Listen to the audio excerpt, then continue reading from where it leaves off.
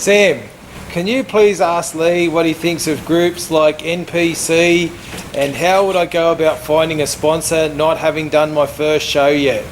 Thanks, and I appreciate your opinion and respect your professional view on the videos that I love to watch on YouTube.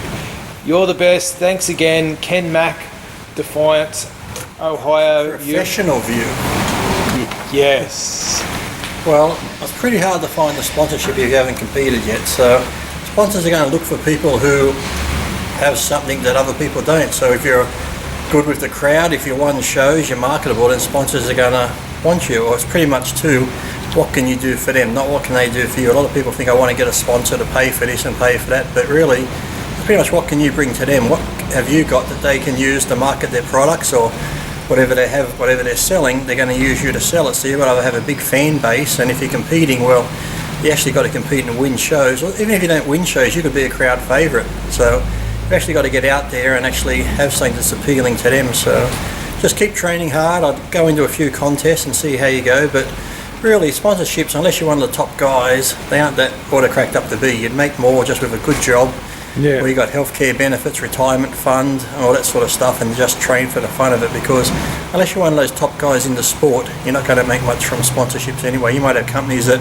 might pay you to go to an expo, and they might just pay for the weekend, give you a couple of $100 in your pocket, plus your airfare, hotel accommodation and meals paid. That's it. So a lot of these sponsored athletes who say they're sponsored, really they're just getting free t-shirts, a discount on the supplements and other stuff like that. To be a sponsored athlete where they pay you enough where that's all you can do is train, eat and sleep, are very limited people do that. So like I said, just go out there and train. If you're going to compete, but really it's a hard market to get into. You'll pretty much got to have something special and stand out as to why they can use you. So yeah. Oh, it's hard enough finding a sponsorship for like the good people, for an IFBB pro.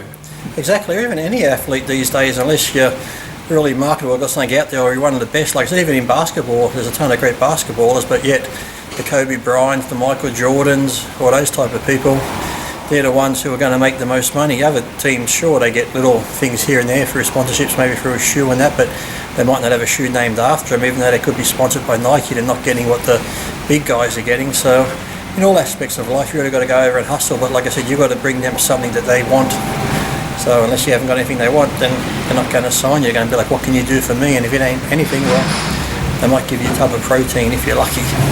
There's not a lot of money in bodybuilding, so... No, I look good driving a Aston Martin, but I don't know if I go to Aston Martin and say, listen, I've got lots of fans out there. Give me one of your cars to drive around, and, you know, if you sell one or two, then you made your money back. But that'd be nice. Aston Martin, I love your cars.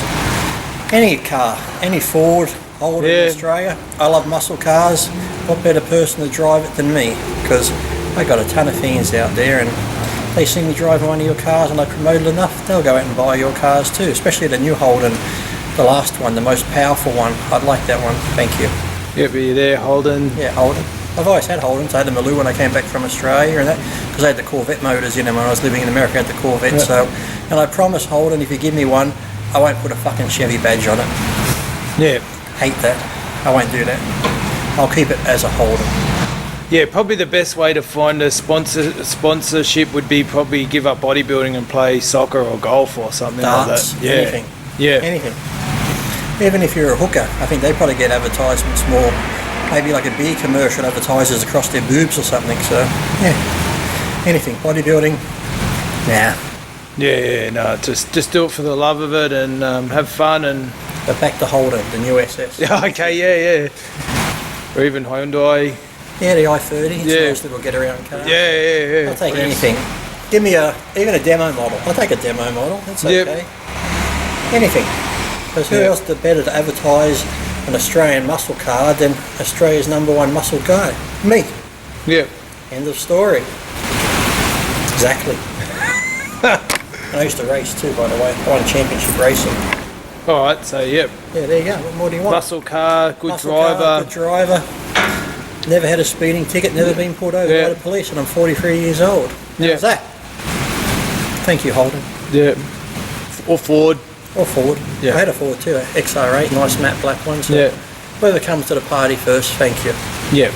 Thank you.